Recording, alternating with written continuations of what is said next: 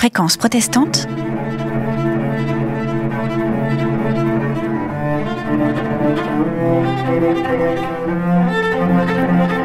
Le souffle du diable et le soupir de Dieu.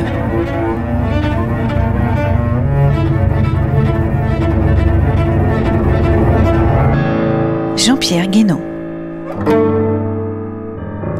La mémoire des doux fantômes. Après l'année 2020, calamiteuse à souhait, le temps de la nativité et celui de l'an 9 ne nous ont pas seulement rappelé la durée et la distance qui nous séparent de ceux qui nous sont chers, de nos aînés comme de nos petits-enfants, surtout lorsque la pandémie projette leur visage et leur voix sur les écrans théoriquement froids et muets de nos smartphones et de nos ordinateurs.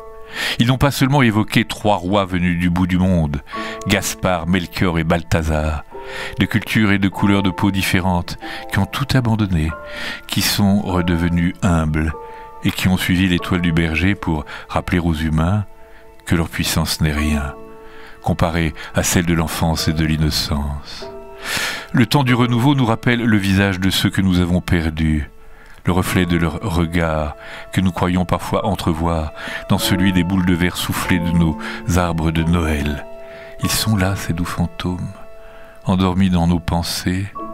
Nous croyons retrouver au début de l'hiver le son caractéristique et si porteur de réminiscence de leurs pas qui s'enfonçaient dans l'océan muet du silence de la neige.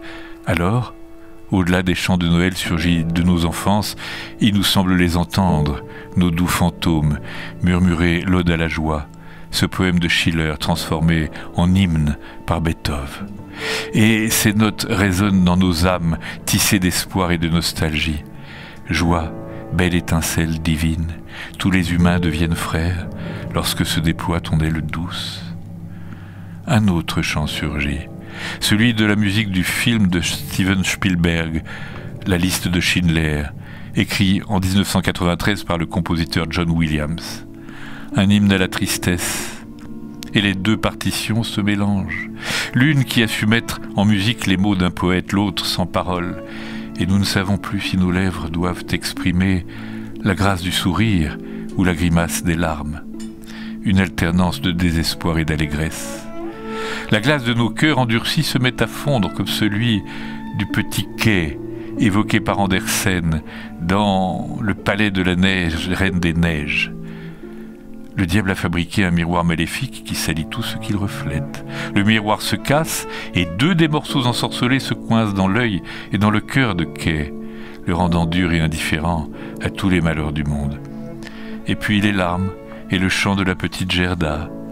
Les roses fleurissent et se fanent, mais bientôt nous reverrons la Noël et l'enfant Jésus, vont faire fondre la glace et évacuer avec elle l'éclat de verre niché dans le cœur de Quai. Ils ont déserté la vie, les doux fantômes de nos souvenirs. Mais ce sont eux qui nous rendent humains, en nous rappelant au temps de la nativité et à celui de l'an 9 que nous ne sommes que des migrants de passage. Avec eux, il n'y a pas de gestes barrières, il n'y a pas de réunions interdites, il n'y a que les mots d'amour chantés par Véronique Sanson. D'où vient ce sentiment bizarre que je suis seul parmi tous ces amis et ces gens qui ne veulent que quelques mots d'amour? Envoyons-nous, comme un papillon à une étoile, ces quelques mots d'amour pour une année 2021 plus sereine et transcendée par le bon vaccin.